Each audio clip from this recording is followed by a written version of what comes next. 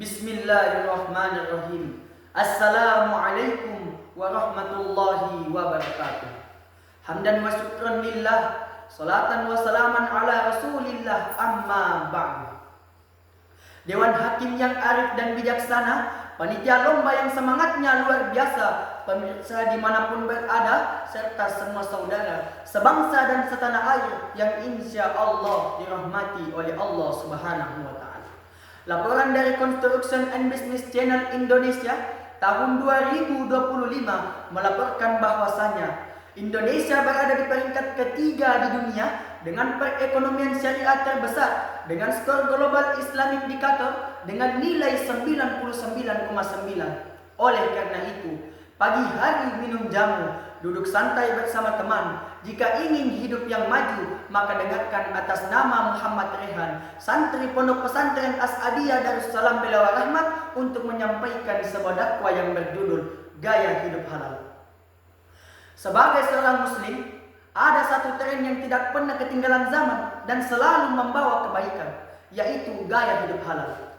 Gaya hidup halal tidak melepaskan perhatiannya terhadap kaum milenial dan kaum Gen Z, karena mereka mempunyai ambisi namun menyukai hal yang instan. Mereka realistis namun materialistis, dan mereka juga menyukai kebebasan. Sisi positifnya, banyak di antara mereka yang ingin menjadi entrepreneur, product manager, dan influencer. Potensi mereka yang begitu besar, akan tetapi potensi inilah yang dapat menjadi bencana. Tidak sedikit di antara mereka yang terlibat prostitusi online, penipuan online, dan bahkan lebih parahnya perjudian online. Sungguh nauzubillah min zalik. Padahal efek sampingnya begitu mengerikan. Apa saja wahai kaum milenial dan kaum Gen Z? Yaitu yang pertama, kata Imam Abu Hanifah bahwasanya ibadah hamba tidak akan diterima oleh Allah Subhanahu wa Ta'ala. Yang kedua, menurut Syekh Abdullah Al-Haddad dalam Risalah Mu'awwanahnya, beliau mengatakan perkara yang haram itu dapat mendorong kita untuk melakukan kemaksiatan. Dan yang ketiga, menurut Syekh Asy-Syadzili, dapat membuat hati menjadi keras, kasar, gelap, dan susah untuk menerima nasihat dari orang lain. Sungguh nauzubillah min zalik. Bahkan langsung dari Nabi Muhammad SAW, ketika kemudian beliau menceritakan ada seorang laki-laki yang sedang melakukan perjalanan jauh, rambutnya kusut dan berdebu. Lalu laki-laki itu mengangkat kedua tangannya ke langit seraya berdoa, Ya Rabbi, wa mut'amahu haram, wa mashrabuhu haram, wa malbasuhu haram, wa ghudhiya bil haram, fa anna yastajabu lidzalik. Ya Rabbi, namun makanannya haram, minumannya haram, pakaiannya haram, dan ia diberi makan dengan yang haram. Lantas bagaimana mungkin doanya bisa dikabulkan oleh Allah Subhanahu wa Ta'ala? Padahal Allah Subhanahu wa Ta'ala telah berfirman di dalam Al-Quran surah Al-Baqarah ayat 168 yang berbunyi, Ya ayyuhan nasu kulu mimma fil ardi halalan thayyiban. Wahai manusia, makanlah makanan yang halal dan baik yang ada di bumi. Master Plan Ekonomi Syariah Indonesia tahun 2019 sampai tahun 2024 mengatakan bahwasanya akan membagi halal policy ini ke berbagai klaster. Di antaranya seperti makanan yang halal, minuman yang halal, berpakaian yang halal, berobat yang halal, wisata yang halal, keuangannya harus halal, dan semuanya harus halal. Udkhulu fis-silmi kaffah.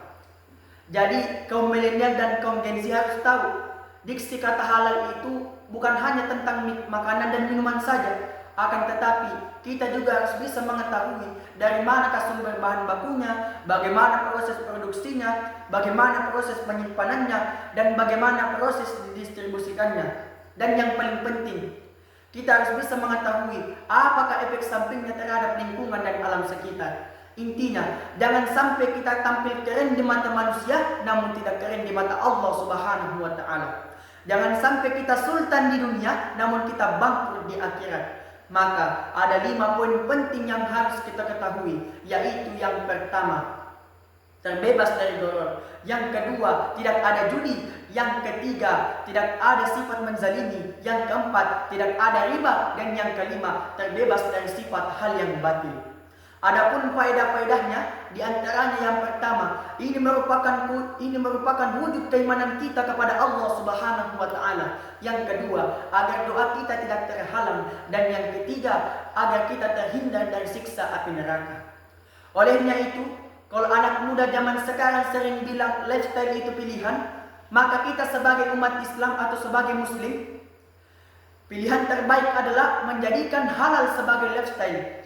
Wahai kaum milenial dan kaum Gen Z, saat teman-teman kalian mengajak kepada yang haram, maka katakanlah, maaf, saya pilih yang halal, itu baru keren. Wahai kaum milenial dan kaum Gen Z, jadikanlah prinsip hidup seperti ini. Kalau halal, maka lanjutkan, dan jika haram, maka tinggalkan. Karena hidup yang paling bahagia bukanlah hidup yang paling mewah, akan tetapi hidup yang paling penuh berkah. Halal tidak akan membuat hidup kita menjadi susah, akan tetapi halal akan membuat hidup kita lebih indah dan penuh berkah. Seandainya warga Nusantara halal gaya hidupnya, maka semua pasti akan sejahtera. Ayolah kaum milenial dan kaum Gen Z, rubahlah gaya hidup kita menjadi gaya hidup halal. Gunakanlah perbankan syariah agar hidup semakin berkah. Sebagai penutup, burung merpati terbang ke awan, hinggap di atas dahan. Halal bukan hanya sekedar pilihan, akan tetapi jalan menuju keberkahan. Lebih dan kurangnya mohon dimaafkan. Akhirul kalam. Wabillahi taufiq was sa'adah. Assalamualaikum warahmatullahi wabarakatuh.